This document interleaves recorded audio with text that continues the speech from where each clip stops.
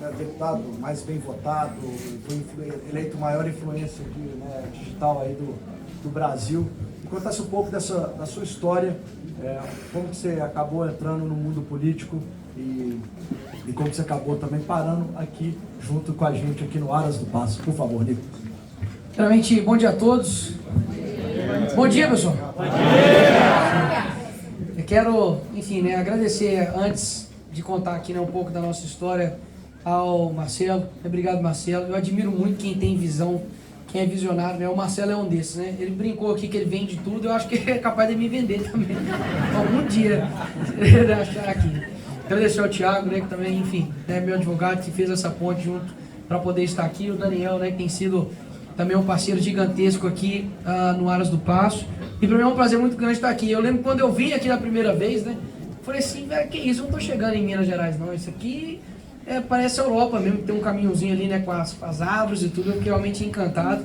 E quando cheguei aqui, aí a Aurora, né, boi. Falei, tô, você vai ter que arrumar uns boi aí, filho, que eu só tô vendo cavalo, né? Boi. Então, assim, obrigado por nos receber aqui, né, minha família, com tanto carinho. Mas, assim, muitos de vocês, né, acredito que me conheçam de um recorte, né, do Instagram, muitas das vezes, né? Quem me conhece aqui desde a época, deixa eu ver, desde vereador? Desde antes, hein? É verdade. Quem me conhece antes de vereador? Seja, fala a verdade. Aí, ó, já diminuiu para 3. Por quê? Porque tudo na nossa vida, né, parece, né, Marcelo, que acontece tudo muito rápido, mas na verdade teve um trabalho anterior, né? As coisas vão acontecendo, mas tem uma trajetória por detrás, né? Eu nasci, não sei se alguém aqui conhece, né, a Cabana do Pai Tomás, que é uma favela, enfim, aqui em Belo Horizonte. Passei minha infância ali, enfim, cresci lá, fui criado ali. E graças a Deus, assim, meu pai foi um cara muito trabalhador, assim, também, sabe, Daniel?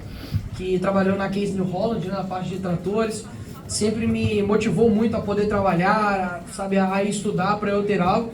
E eu sempre tive a vontade de ser que nem meu pai, de sair viajando. Que ele ia, viajava para Argentina, voltava com aquele alfajor gostoso, sabe? Eu falava assim, cara, eu quero ser igual meu pai, quero conhecer gente, eu quero viajar, quero estar lá e cá. Hoje eu já não quero tanto assim, sabe? Viajar tanto. Mas eu olho e falo assim, cara, eu queria isso. E eu sempre tinha vontade de, assim, de representar as pessoas. Então eu lembro que, sei lá, com 6 anos de idade eu já via ali, assim, debate presidencial, essas coisas assim, e ficava achando interessante, né? Tipo, que legal, cara, que as pessoas, né, estão ali representando quem elas defendem. E nisso eu me formei, né, na escola SESI, no ensino médio, já entendendo como que é um ambiente hostil, né, você ser conservador e de direita dentro de uma escola, né? E ali com os 12, 13 anos eu conheci o Olavo, né, através dos vídeos. Comecei a entender o que eu estava realmente vivendo dentro da sala de aula. Comecei a estudar. Nisso fui para o ensino médio já com essa casca de saber o que eu estava enfrentando, né? Porque convenhamos, lá em 2012, ninguém aqui sabia o que era direita e esquerda. Ninguém. A gente achava que o PSDB era de direita, né? Votamos na Aécio achando que ele era de direita, né? Votamos em alguns senadores para tirar a Dilma. Eu preferiria a Dilma, eu acho, né? Pelo menos ela fazer a gente rir, né? Mas não passar raiva igual alguns outros que fazem passar, né? E nisso eu fui entendendo mais o que eu estava, enfim, ali vivendo. Entrei na faculdade de Direito, né, da PUC Minas. Acredito que todo mundo se envolveu nesse período que foi o impeachment da Dilma. Então eu fui em muitas manifestações, fui fazendo ali, enfim, os meus vídeos, fui dando minhas opiniões. Enfim, a coisa foi tomando uma proporção e eu fui percebendo que a rede social era algo que conseguia alcançar aquilo que minha voz presencialmente não conseguia, né? Então eu tive, digamos assim, essa oportunidade de pegar a rede social e aprender com ela antes da coisa já estar como hoje, né? Que é, enfim, todo mundo praticamente já sabe mexer com rede social. E aí depois ali do impeachment da Dilma eu comecei a trabalhar, digamos assim, mais dentro da política, fazendo os meus vídeos. E entre aspas, né, de um dia para o outro, eu larguei minha parte de advocacia, que eu não estava mais aguentando ficar dentro do escritório de advocacia. Eu falei, ó, isso aqui eu não aguento mais, ficar fazendo defesa, ficar fazendo aqui reclamação trabalhista, mas eu ficava do lado da empresa, tá, gente? Ficava defendendo ali, né, a empresa e tudo mais. E eu falei, cara, eu preciso focar na política. E nisso eu comecei, né, a fazer os meus vídeos, comecei a me posicionar.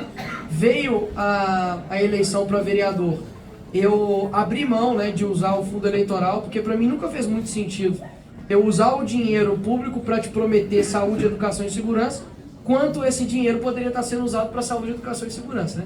Eu sei que hoje é a regra do jogo, né? Eu não condeno quem usa, porque no fim das contas eu sei que é a regra do jogo, se você não usar, outro usa, mas eu mantive minha promessa de não usar. A gente foi o segundo vereador mais votado, né, da história de BH, com 29.300, se eu não me engano, 38 mil votos.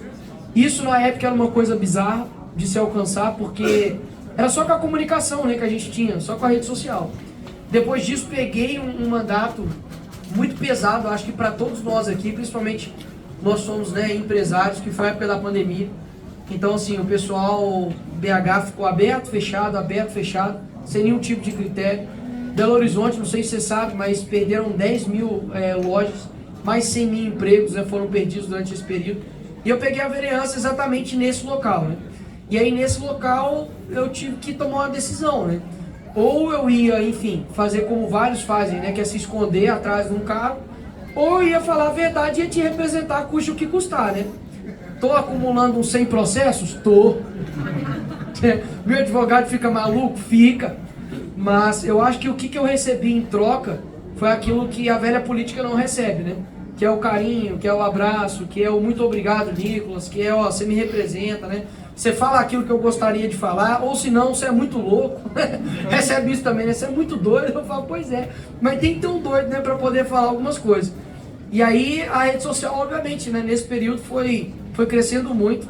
Eu lembro que em março de 2021 eu tinha 34 mil seguidores no Instagram, né? Hoje no total a gente acumula mais de 50 milhões, né? E não é somente números, né? É a capacidade de você alcançar outras pessoas para o bem, né? Então foi através da rede social, pô, que eu conheci o Tócio. Foi através da rede social que eu conheci o Marco Antônio, né? Que é o nosso Superman, né? Mais conhecido como Superman. Foi na rede social que eu conheci, enfim, boas pessoas também. Fui conseguindo fazer meu trabalho, né? Veio a candidatura de deputado federal, eu fiz a mesma coisa, né? Não usei dinheiro público algum para poder fazer a campanha. Conseguimos ser o mais votado e foi a primeira vez na história, se eu não me engano, do Brasil, que um mineiro conseguiu ser o mais votado, né? Porque o São Paulo tem o dobro de eleitores e sempre São Paulo ganhava, né? Agora, Minas Gerais nunca tinha ganhado. E isso foi um marco muito interessante, por quê? Porque mostrou que, cara, não tinha ninguém, e eu acho que também no meio empresarial sempre tem disso. Poucas pessoas vão acreditar na sua capacidade de arriscar.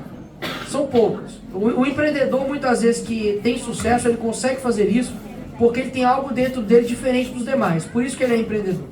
E empreendedor aqui no Brasil é praticamente um super-herói mesmo. Hoje a gente tem, nos últimos 15 anos, a maior carga tributária. A gente trabalha 142 dias no ano só para poder pagar imposto. A gente tem aí o PIB, né, 33% somente de imposto. Ou seja, a gente paga um imposto de Europa, recebe serviço público de qualidade janja, né? É difícil, né? O empresário aqui realmente ele sofre muito nesse sentido. Então o que eu fiz? Eu falei, cara, eu vou usar a rede social para poder falar a verdade e custe o que custar alavancar isso, né?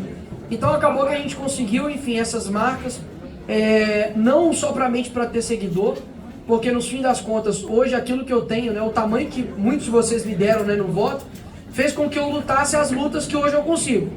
Se hoje eu não sou destruído, né, por ministros, é porque eles sabem que eles vão estar mexendo com alguém que se tornou grande por conta de vocês. Se eu consigo botar o dedo na cara do Lula e chamar ele de ladrão, não sei se eu posso falar isso aqui, mas, e sem ser preso, é porque eu atingi um tamanho que vocês me deram que foi capaz de fazer isso. Então o que eu acho que é interessante, digamos assim, na minha história, né, que eu fui sentindo, é de que primeiro, eu sou um improvável, assim como muitos de vocês, que assim, quando eu olho hoje aquilo que eu alcancei, eu olho e falo, cara, nem era pra eu estar aqui, sendo bem sincero. Quando eu chego, por exemplo, né, não somente para palestrar, mas para poder falar lá no congresso, representar, né, em vários locais, eu olho e falo, cara, eu saí de um local que a perspectiva é muito baixa. E o que eu sinto que o que eu quero, né, digamos assim, não somente ir crescendo a gente está num projeto muito grande de conhecendo boas pessoas e crescendo a nossa causa, que eu acho que é o mais importante. Porque se eu vou falar comigo aqui, com certeza tem pessoas, sei lá, filiadas a outros partidos, né? Tem pessoas que, enfim, vão ter uma opinião diferente em alguma coisa, mas eu acho que as nossas causas a gente une, né? Eu não tenho dúvidas que quando a gente olha para o agro hoje, enquanto o Lula, né, chama o agro de fascista, né, eu acho que o agro é a locomotiva desse país. Eu acho que o agro tem que ter a valorização que ele precisa ter e não tem, né? Da mesma forma, eu acho que o empresário, ele precisa também, né, tirar esse peso tributário em cima das costas dele, que é o que o Estado não faz. Eu acho que a gente, né, enfim, como família, a gente precisa ter uma causa